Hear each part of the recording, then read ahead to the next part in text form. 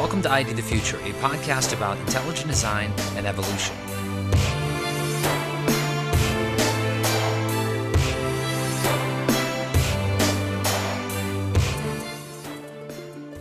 The world's first forced sterilization law was enacted 100 years ago in 1907. It was signed into law not in Nazi Germany, not in Soviet Russia, not in England, but in the state of Indiana.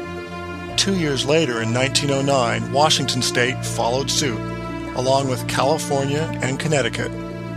By 1960, more than 60,000 people had been sterilized against their will in the United States, all in the name of a scientific movement known as Eugenics that tried to improve society by applying the principles of Darwinian biology to human breeding. Unfortunately, most people know next to nothing about this terrible chapter in American history. And those who do know something about it often misunderstand the ideology that inspired it. This is John West, Associate Director of the Center for Science and Culture at Discovery Institute. In my new book, Darwin Day in America, I retell the story of America's failed crusade for eugenics. It's a cautionary tale that every thoughtful citizen needs to know about.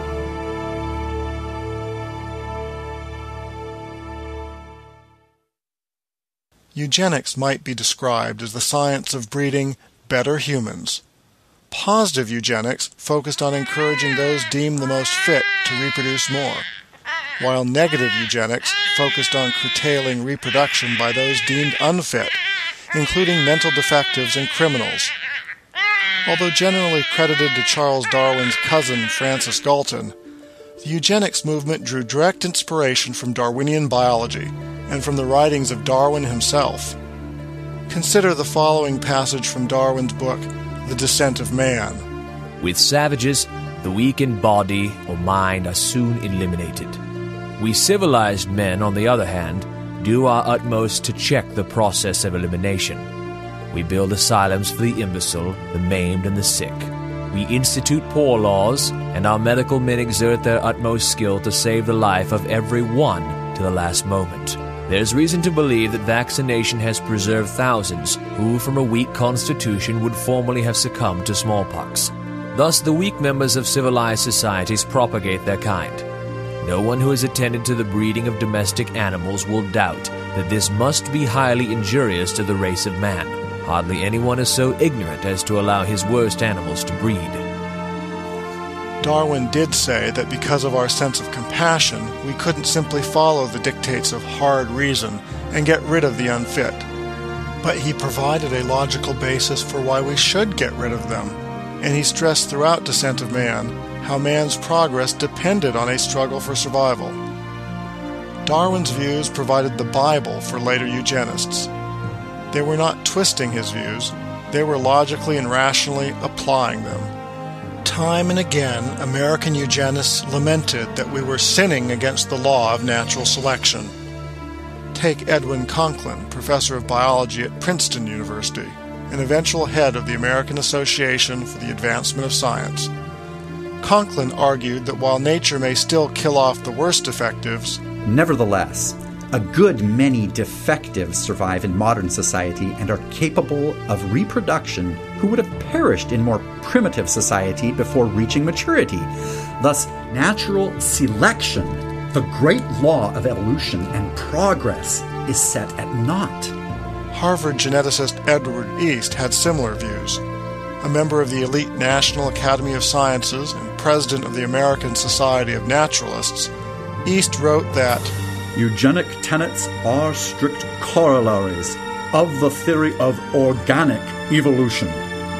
Nature eliminates the unfit and preserves the fit. Her fool-killing devices were highly efficient in the olden days before civilization came to thwart her. It is man, not nature, who has caused all the trouble. He has put his whole soul to saving the unfit, and has timidly failed to do the other half of his duty by preventing them from perpetuating their traits. Then there was Professor H.E. Jordan, head of the medical school at University of Virginia. He argued, what sanitary science and hygiene seek to accomplish by attention to external conditions alone largely defeats its own ends by counteracting the working of the principle of selection. Despite their law of the jungle rhetoric, American eugenists did not advocate going back to the jungle. Instead, they argued that some substitute had to be found for natural selection. That substitute was the directed selection of eugenics. Man had to take control of his own evolution by encouraging the best to breed more and discouraging the worst from breeding at all. According to the eugenists, human beings were essentially no different than horses, hogs, or blackberries, and so the techniques perfected to breed animals and plants could be easily applied to men and women with just as much success. This was the view of biologist Charles Davenport, another member of the National Academy of Sciences, and head of the Biological Research Lab at Cold Spring Harbor, New York, and something called the Eugenics Record Office. According to Dr. Davenport, man is an animal, and the laws of improvement of corn and of racehorses hold true for him also. And since breeders of animals and plants are the experts in heredity, the public should let them determine how humans should breed. In the words of inventor and eugenist Alexander Graham Bell, the laws of heredity which apply to animals also apply to man. Therefore, the breeder of animals is fitted to guide public opinion on questions relating to human heredity. The underlying assumption of the eugenists was a thoroughgoing biological reductionism. In their view, social problems like poverty and unemployment were rooted in man's biology rather than his environment or his free choices.